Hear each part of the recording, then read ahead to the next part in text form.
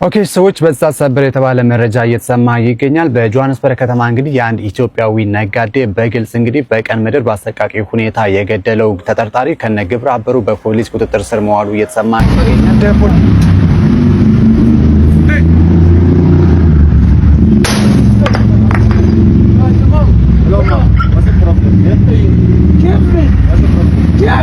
ነገር እንደ ጥቁሮች የዋ የለም እኮ በጣም የዋዎች ናቸው። 50 rand jacket. Whoa, Bafo. Hello, my brother. Man, it's wrong this thing you are doing, man, Bafo, man. You don't greet when you come to people. This. Why so?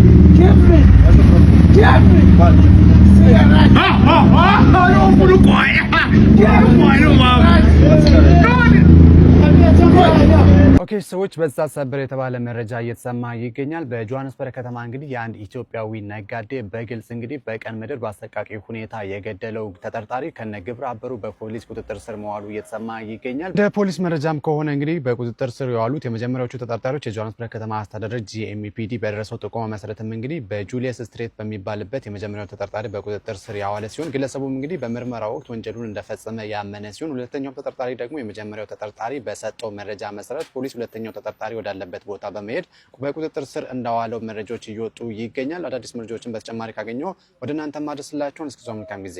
50 rand jacket. Whoa, Bafo. Hello, my brother. Man, it's wrong this thing you are doing, man, Bafo, man. You don't greet when you come to people. This thing that you are doing is very wrong, this thing. It's us who's supposed to be doing this thing. You have an idea and you're asking to be selling 50 rand jacket in your own country. Hey, Muna, I'm not arguing with you, man. You're fuck my chum, but I got no he on. Sir, can you please speak to this man? I don't understand him. Hey, when I'm saying you must close, when. Hey, man, you're more fucking Rossi show.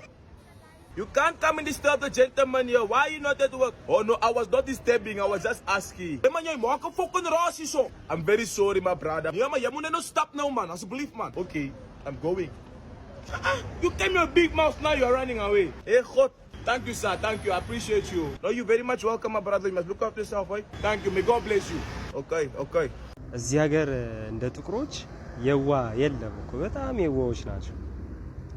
እመቤቴ ለምን እንደዛ እንዳልኳችሁ ታውቃላችሁ? አሁን ከሆነ ነጭ ጋር ነበርኩኝና እያወራ ነበር፣ እየነገረኝ ነበር ሰኔ 30 እናንተ እናባራለን እያሉ ነው ምናምን ነገር ሲለኝ፣ አዎ በእናትህ ጨንቆናል ምናምን ስለው ይኸው በታሪክ ቦሬ ተነሳና ስለ ድሮ ይሄ ሀገር ራሱ የነሱ አይደለም ማለት ነጩ ማለት ነው። ይሄ ሀገር ራሱ የነሱ ሀገር አልነበረም፣ የነጮች ሀገር ነበር። ነጮች ብቻ ነበሩ እና ነጮች እነሱን ገዝቷቸው ስለነበር ከሌሎች አፍሪካ ሀገራት ለሰራተኝነት ለነሱ እንዲሰሩላቸው ብለው ነው ያመጧቸው እዚህ ማለት ነው።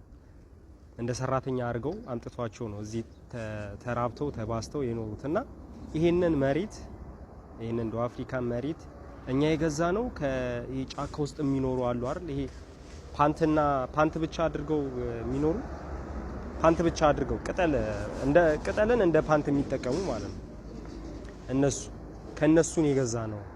ነጩ ነው የሚለኝ ከነሱ ነው የተገዛው ይሄ መሬት።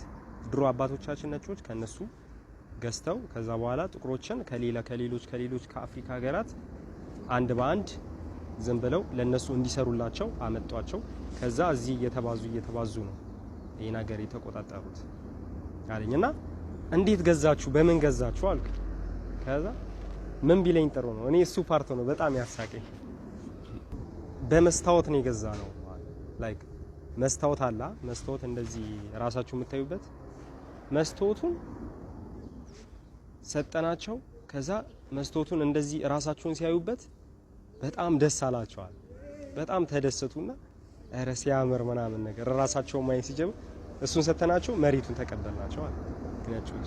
እና ጥቁሮች በቃ የዋናቸው ጭንቅላታቸው እንደዛ ነው ያለኝና በጣም ገርቦኝ በቃ አቤት የዋህነት ጥግ አልኩኝ።